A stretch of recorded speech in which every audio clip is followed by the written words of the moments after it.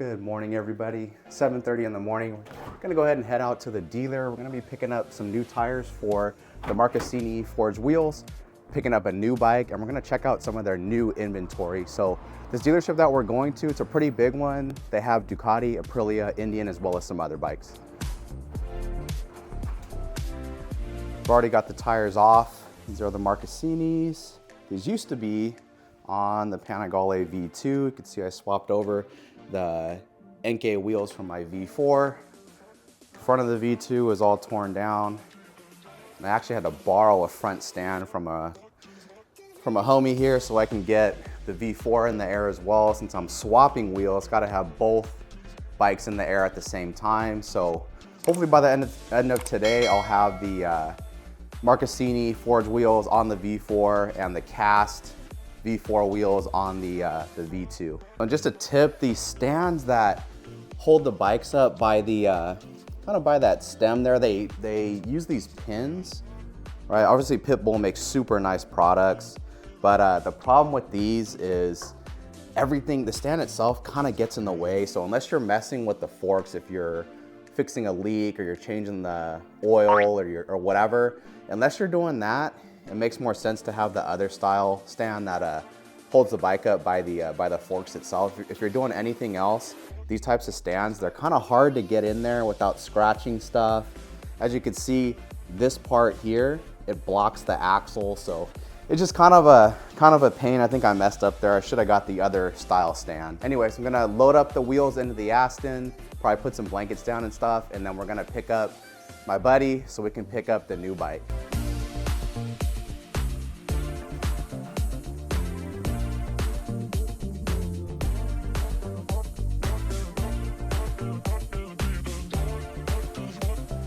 There we go, got it in there. See, these things got the rear tire too.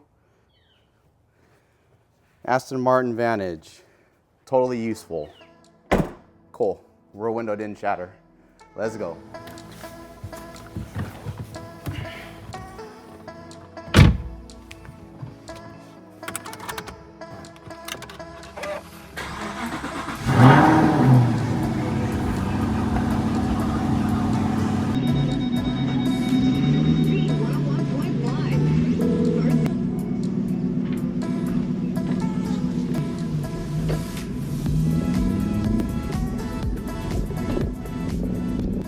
So I'm on the way to pick up my buddy Jason. I'm not sure if he's gonna wanna be on camera. He probably won't, which is totally fine, but I'm on the way to pick him up. He is actually the owner of, I don't know if you guys remember that MV Agusta dragster that I had on the channel. I did some various repairs to it and did some reviews on it and stuff. He's actually the owner of that bike. And what happened with that bike is shortly after I repaired the relay and changed the left side controls and changed the oil and adjusted the chain. Shortly after, the bike started showing a fault for coil 3 on the dash, and it would sometimes show a fault for a lean sensor.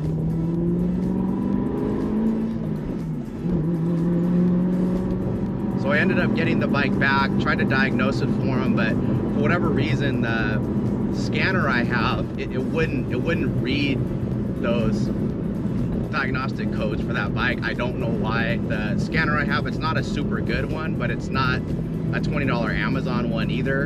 And I've been able to read Aprilia, Ducati, KTM, Yamaha. I've been able to read mil codes on this Aston Martin that I'm driving now, my Ford Explorer.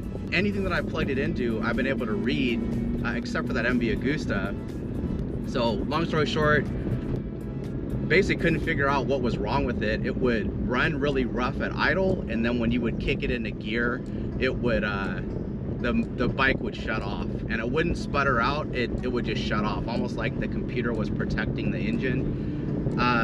When I would measure the temperature at the header primaries, it was clear that the number 3 cylinder was not firing. So what I did was I changed the coil on that bike, changed the number 3 coil. It was an OEM MV Agusta, brand new coil, changed all the plugs, changed the coolant, thinking that was it. I mean, that the dash is telling me it's coil number 3.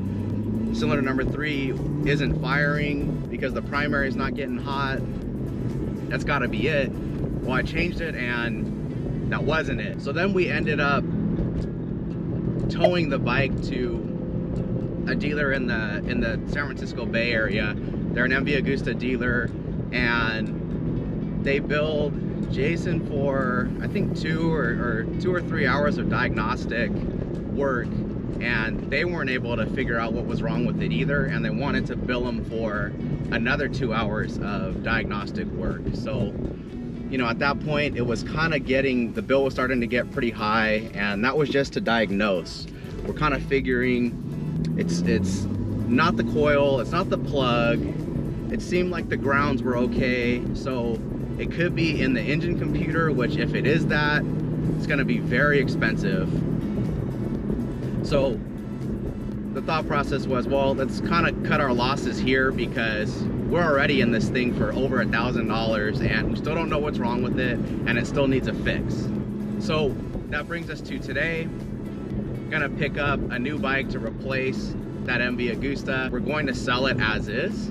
So if anybody's interested in that MV, or if anybody knows what's wrong with it, I know there's somebody out there that knows MVs really well, that as soon as they hear the symptoms that I'm describing, they'll know what's wrong with it. I know there's somebody out there that does. If you want it, let me know. Send me a direct message on Instagram, and we'll work out something. Look at this dude's garage. Garage is bigger than my whole house. Here, do it again. Yeah, there you go. What's up, man? Not much. Actually a lot, but... Yeah, I know. Oh.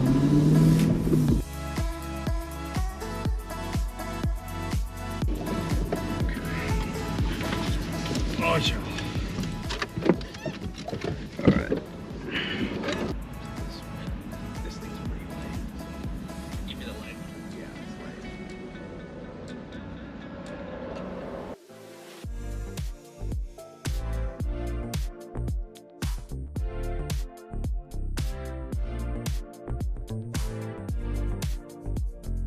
Got a lineup of new 457s here. Looks like that one's sold. RSV4s, RS660. Yeah, these 457s. I haven't even checked one of these out yet.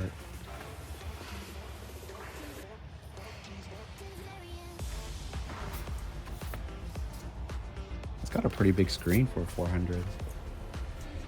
Oh, these are weird though. These are huge. Oh, and then this one's got some like OEM plus levers. Kind of cool color scheme.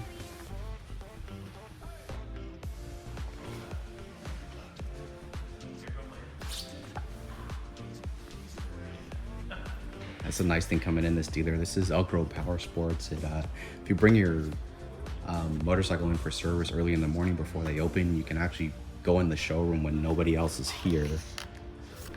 RSV4. This is my exact RSV4 that I bought. Saxon Ring Black. You can see what it used to look like before the graphics and the carbon.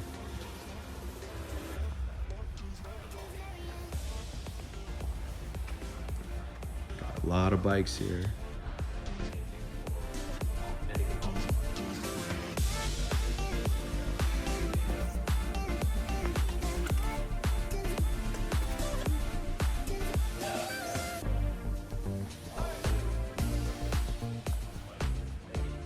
V4R sold.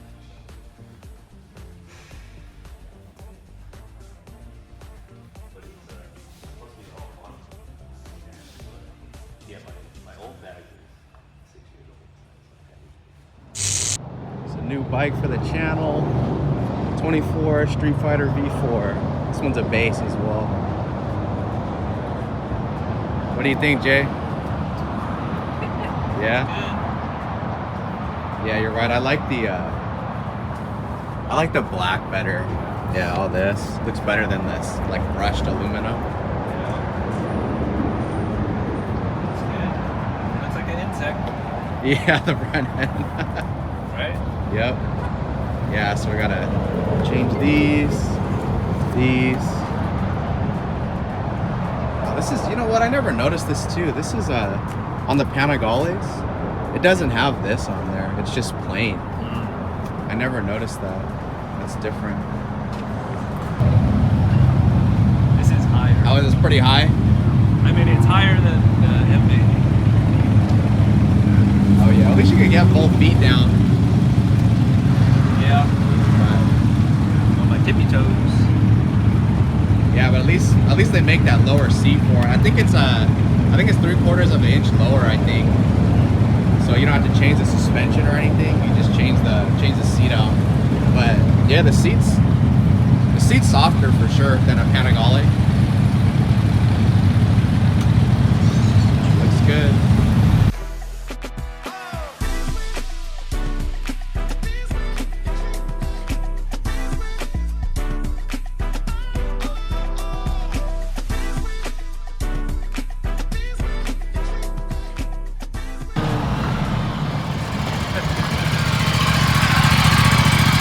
Hey Jim, they're ready for you as well. Whenever you guys are done.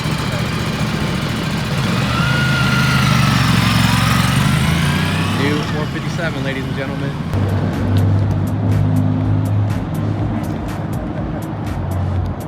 A lot of used bikes out here too.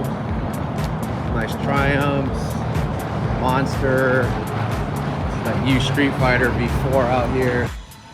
Triumph section, sold V4R, Hyper Motard. If I got another bike, it'd probably be something like this. Motard, V4S, Street Fighter V4S, Super Sport, 698 Mono. These are the ones that just came out. I actually threw a leg over one of these at ANS Cycles in Roseville, and it felt like a bicycle basically. But all right, cold start time. How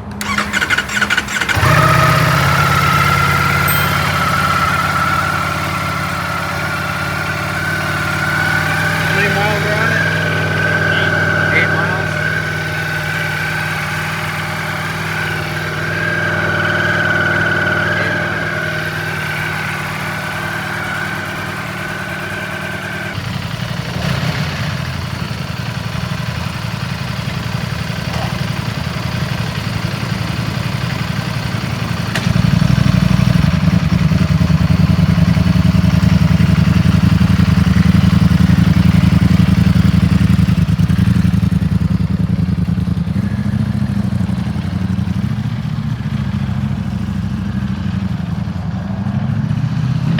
I got the new tires. Jason obviously got his new bike. I forgot the Street Fighters and the Panigales, they come with like this box of stuff, extra seat and stuff, or passenger seat I should say, and stuff like that. So now I got this big box in here instead of Jason, and then got the new tires back there as well. So let's get back to the house and put some wheels on.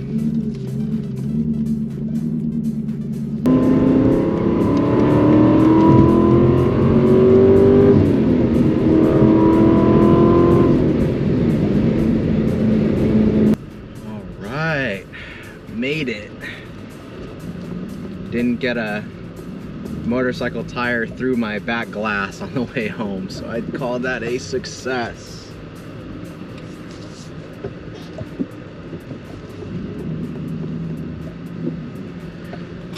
All right, let's get these tires on.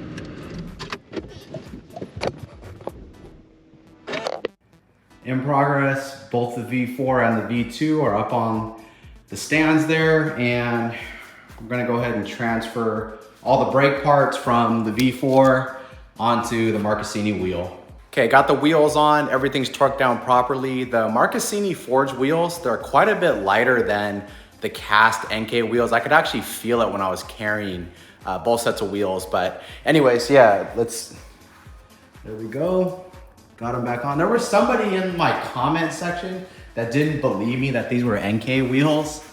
And if you guys look, there you go, there's the symbol. So that guy was wrong. But of course, here's the forged Marcassinis. I love how a fresh tire looks. Even when you buy a brand new bike, the tire is not going to be this fresh. It would have been ridden a little bit, plus it's gonna have been rolled around the showroom, but that tire there has not seen the ground at all. I guess I'm a nerd, but for whatever reason, I really like the way a fresh tire looks. If you guys made it this far, thank you so much for joining me today. There's gonna be a lot more coming. Obviously, the Street Fighter V4 is going to be on the channel a lot more. Be nice to compare it with the Panigale V4, compare it with the RS V4. Gonna be doing some modifications to it. We're gonna keep it real clean, kind of like a OEM plus kind of a deal with that Street Fighter V4, but you will be seeing that a lot. So thank you guys so much for joining me. If you haven't already, hit the like, hit the subscribe. Would appreciate that very much. Until the next one, have a good one.